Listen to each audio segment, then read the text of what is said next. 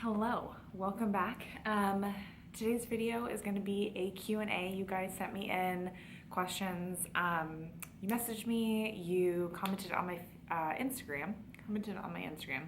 So I'm going to take some time and answer those things for you so you guys can get to know me a little bit better.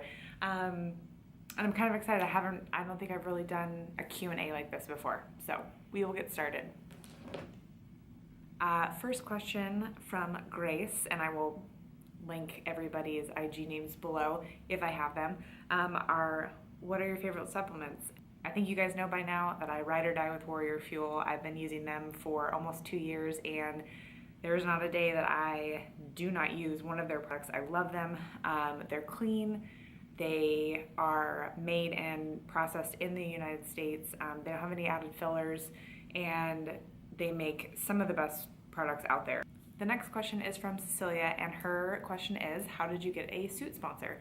That is an amazing question, and I am so lucky and thankful to be sponsored by Radish Sands. Last November, I had actually reached out because I knew that every year they did a cover model and athlete search, and I hadn't seen them post about it yet, and so I emailed Jessie, who's the owner, and I asked when it would be coming out, and she said that it would be coming out, soon, and to look for it and all this stuff. So I wrote down on my list of 5 goals that I had for 2017 that I wanted to win that sponsorship. And so I poured my heart and my soul and my energy into showing why I felt like I was the ultimate representation of a Radish Sands athlete. And I was so lucky to be chosen with 2 other ladies as the final winners for this year. And so that is how I got that. But there's plenty of ways that you can get them. A lot of companies now will see you on social media. They'll see you at competitions.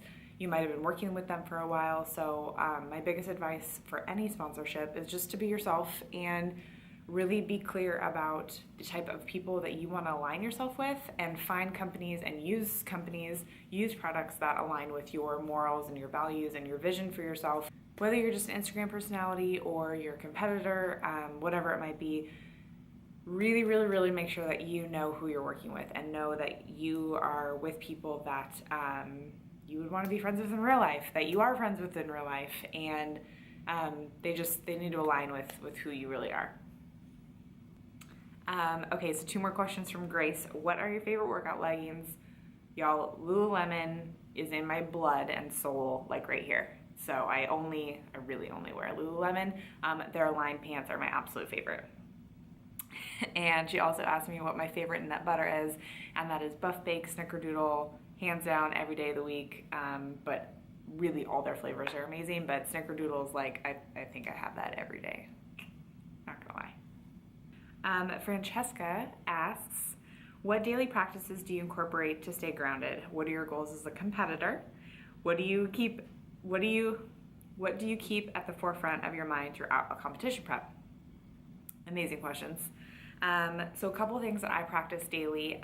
You guys know by now, and if you don't, you will see, I'm very big on giving energy to gratitude and appreciation for the things that I have in my life. So every morning when I wake up, I take a moment to give my appreciation for another day. I read my goals on my goal board that I have written out in my bathroom.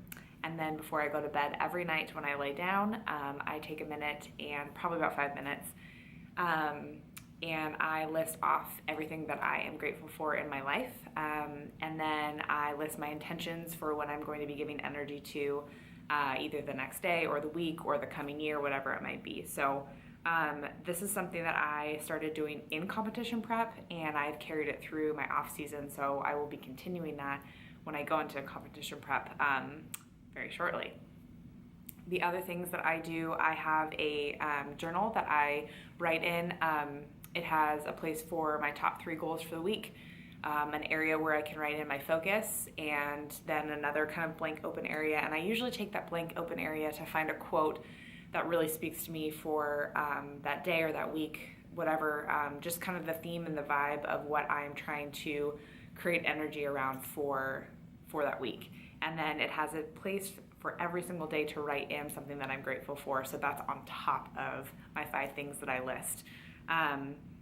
And these practices are super important. They've really helped keep me just aligned and focused with who I am and where I want to go and what I want to do and how I want to do those things and the energy that I want to kind of give off as I'm going through my journey.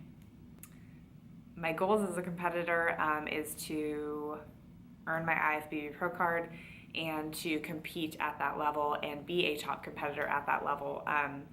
I'm not here to be Insta famous. I'm not here to earn my pro card and like go travel expos. I do it for the sport. I do it because I'm a competitor. I do it because I want to be my best on stage and every day, really. But yeah, it's definitely for like the sport aspect. So there's so many other things that I get to do outside of work that fulfill me as far as like meeting people and doing all that. I really just want to be on stage competing at that highest level. So Michelle asks, how did you get into bodybuilding? What do you like to do besides bodybuilding? So there's more of this and it will be out soon on my website, kind of about me, but the high level Spark Notes version is that I watched my brother compete in a bodybuilding competition in June of 2010 and it just blew my mind. I was just so taken with the dedication and the physiques and just the whole thing of show day, and so it kind of stuck in my head, and I wasn't really in a place in my life where I could do that. Or really do anything for myself, and I can talk about that later. But anyway, once I got to a place where that was something that I could do and could invest in, I did, and so I stepped on stage at my first show in May of 2013, and I have been competing ever since, and I absolutely love it. There's nothing better to me than show day and just prep in general. I love the sport so much. So you can definitely tell as I get like further into prep, the happier I am. And yes, it's hard, and yes, I'm hungry, and yes, I'm tired, but I really do love it, and I wouldn't do all those things or put myself through that or challenge myself in that way if I didn't absolutely like love what I was doing. And then what I like to do outside of bodybuilding, I love being a fur mama to my beautiful 3 puppies. We have 2 Malamutes and a Great Dane now. We just added Maui, our Great Dane, this year, and we're just like, our hearts are so full. She's just so cute. She's our little prancing pony. But I love spending time with family and friends. That's super big. We're really close to our family. They all live really close, so it's really important to us to be able to spend time with them. I love to travel, like love it. I don't think we do enough of it, but we do travel a lot for my shows, so that's kind of where I get my travel fix, but hopefully we'll be able to be traveling to more places, soon. I really love sports. I'm kind of a sports junkie. Go Pack. I love football. I love hockey. I love golf. I love baseball. And I love to read. I'm kind of a book nerd. I have lots of books. I like Game of Thrones-y kind of books, and I like self-help books, like You Are a Badass, Get Your Shit Together, Find Your Happy. I'm reading Millionaire Mind right now, and I just ordered You Do You. Thank you to Stephanie Rowe for that suggestion. So I'm super excited about that. But yeah, I love to read. I love to bake. I don't do it as much as I used to, but it is something that I love. I used to do it with my mom when I was little all the time. I was also asked, and I don't have the name, how I stay motivated kind of year round. And I think the biggest thing about that is when you're a competitor specifically, and I think this applies to kind of everyday life as well, but you have this cycle of dieting, show day, off season, dieting, show day, off season. And when you're in prep, there's a very specific goal, a very specific timeline, and so you're motivated by that timeline. We want to be X amount of leanness, weigh a certain amount, however you're measuring progress for your prep by that date. But then once that's over, a lot of people struggle with, well, what do I do now? How do I transition into off season? And for me, I switch my focus back to performance-based things. So I focus on getting my strength back, maybe hitting new PRs on some of the lifts that I haven't been able to in a while because of prep and loss of strength. I focus on different kinds of physical progress. So I will not so much track weight, but now I'm tracking measurements. I really like data stuff, so I like to get my body fat percentage tested and my muscle tissue tested. I love seeing that growth. I usually take the time in off season to play around with like new recipes and new food. So I'm switching my focus from a very timeline, rigid, specific kind of motivation to life motivation and other ways that I can enhance my life and what I'm doing and the energy that I'm giving back out. I think the biggest thing that I've done this off season, and it's really just been recent, but there was some buildup, is that I launched my business, Stronger Together Fitness, and I've really been giving my heart and my soul and my energy to that before I kick off prep, just so that I know that I've got the things laid out that I wanted to the right way, the way that I want to do them, creating my vision before I also add in that kind of extra structure to my life. So it's hard. I don't think anyone has like a perfect magic, answer of this is how you transition from prep to off season and then an off season to prep. But I know how to flip the switch when I need to. I know when I'm ready, I can just tell, I can feel it. For me is 110% or nothing. I give my all in prep, and I think that you should if you're deciding to do that. That's kind of what it's about. And I do give my all in off season, but in a very different way. It's a more well-rounded way. It's a more integrated way. And I think that that's, for me, the way that I can get through those things. And sometimes you want a longer off season because you're really enjoying those things. Sometimes you don't and you're ready to get back into prep.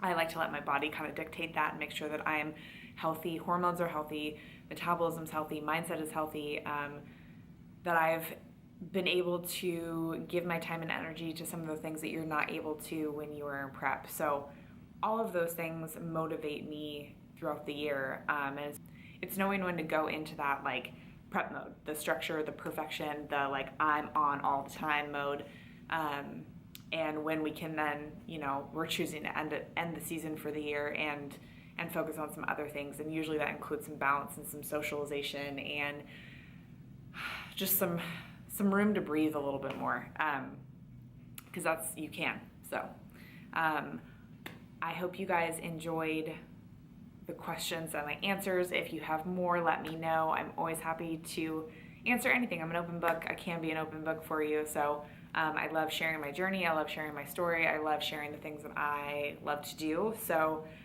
let me know, comment below, shoot me a message, whatever you want to do. I will also link Warrior Fuel, Ravish Sands, and my coaching stuff down below so you guys can get more information on all of those things. And I'll kind of recap some of my favorites. If they were products, I will link those below as well. I hope you guys have an amazing week or amazing day, whatever you're doing, whenever you're watching this.